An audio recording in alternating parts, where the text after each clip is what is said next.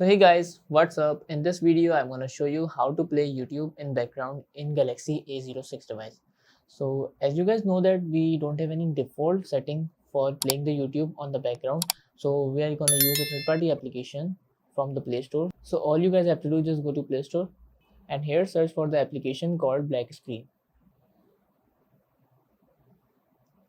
So this one is the application, by the way guys. Install this application. Now after installing, just open it. Okay, and then select the clock style. I'm selecting this one. You have to select the floating style also. Just select this one and then click to start. Now allow the permission first guys.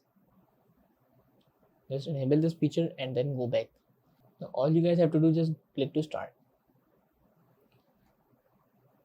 So as you see guys, this is start now and we have a floating lock style here. So first of all, just go to YouTube and search for any video like non-copyright music.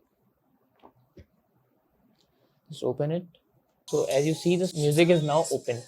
Now all I have to do just open the music and then click on the floating style. So guys, that's how we can do black screen, or we can play YouTube in background in Galaxy A06 device. So that one is our application, by the way, black screen.